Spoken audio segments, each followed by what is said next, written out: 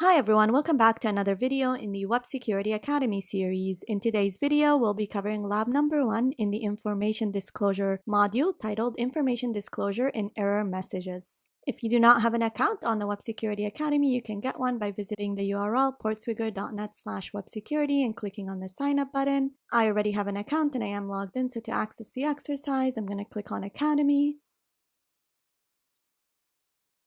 select all labs, and then do a search on Information Disclosure Labs, and select lab number 1 titled Information Disclosure and Error Messages. Alright, let's get started. This lab's verbose error messages reveal that it is using a vulnerable version of a third-party framework. To solve the lab, obtain and submit the version number of this framework. Alright, so the target goal over here is to exploit a vulnerability in the application and get it to output the stack trace of the application, and in that stack trace we'll see the version number of the third-party framework that this application is built on. Alright, let's start the lab. Now notice over here, this is the built-in browser in Burp, and so all my requests are already being passed to my Burp proxy. Alright, the first thing that I'm going to do is look for parameters in the application that talk to the backend. So if we click on view details right over here, you could see it says the product ID is equal to 1. So this parameter potentially talks to the backend. And the idea over here is to give it unexpected input so that if the application doesn't have proper error handling and it has stack trace enabled in the production environment, then it'll output the stack trace of the application, and that'll leak information about the backend technologies that the system is using. So if we send it to repeater, and then over here, let's say we put a quote. This is definitely unexpected input because over here, it should just accept integers. So let's click send. And here we go. We get an internal server error message, and we get the stack trace of the application. So if we look at the stack trace over here, you could see that the application is using Apache Struts version 2.3.31, which, if I remember correctly, is vulnerable to an RCE vulnerability. So the idea over here is that this vulnerability, which is an information disclosure vulnerability, allows you to view information about the backend technologies that the application is using. And then from there, you could use that information in order to customize your attack and know exactly which vulnerabilities you should be testing for. So this is the version. Let's copy it and then submit the solution. Click OK. And here we go. We got congratulations, you solved the lab. Alright, so we successfully completed the exercise by exploiting the vulnerability manually. Now let's script it in Python. So the first thing that we do is import the libraries that we need. So the requests library, the sys library, and then the URL lib3 library. And then we're going to disable insecure request warnings. So disable warnings, URL lib3 dot exceptions dot insecure request warning. And then we're going to set our proxy setting because we want to send all the requests that are made by the script to our proxy just in case our script doesn't work. This way we could debug the script by looking at the request in the proxy.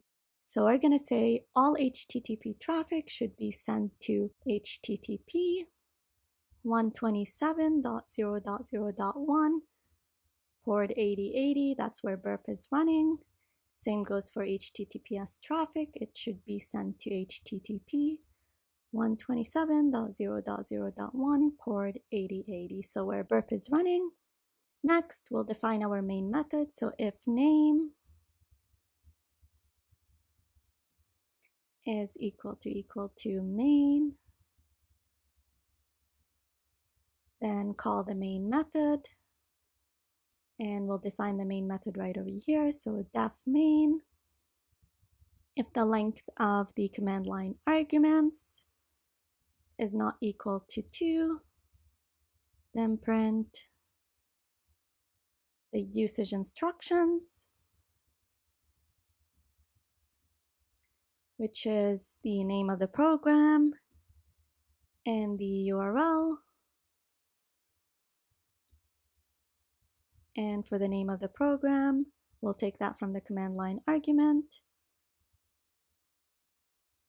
We'll also print the example instructions just so that it's absolutely clear how to run the program.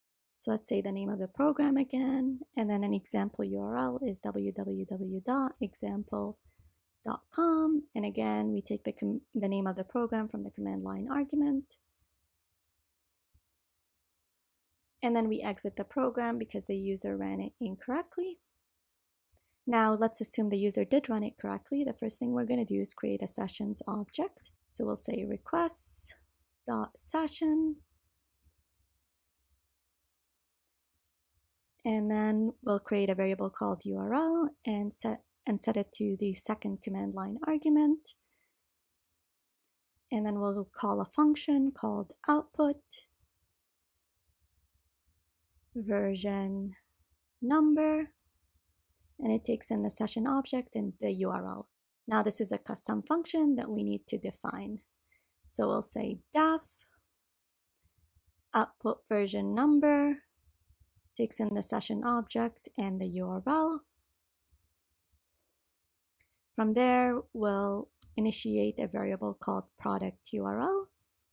So that would be the URL of the main application plus the URL of the vulnerable parameter, which is this one right over here. Let's copy that.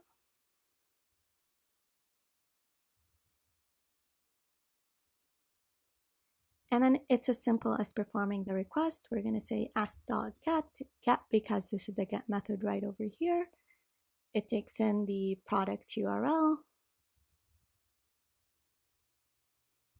We set verify to be equal to false and proxies to be equal to proxies because we want our request to be sent to Burp.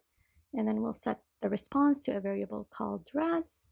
And we're going to confirm that we successfully exploited the vulnerability if we get a status code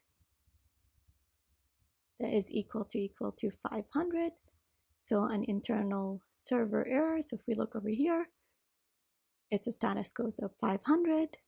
And if we get that, then we're going to print successfully exploited vulnerability. And then we'll also print the following is the stack trace. And we'll print the response of the request, which would be this entire thing right over here, including the stack trace. Now, if we don't get a 500 response code, then we're going to print could not exploit vulnerability, and we'll exit the program because the exploit failed. All right, this looks good. It's a relatively simple script because it's a relatively simple exploit. Now, before we run it, let's open a new instance of the lab because this one likely timed out. Okay, so let's go to terminal, new terminal, and say Python 3, information disclosure lab 01, and then the URL to the application, which is this one over here. Let's put that in here, remove the trailing slash, and we get an error saying that URL lib3 does not have a disable warning message, a disable warning attribute. So we probably wrote that incorrectly, and we did, so it's missing an S. Let's save that right now, clear this, and run it again.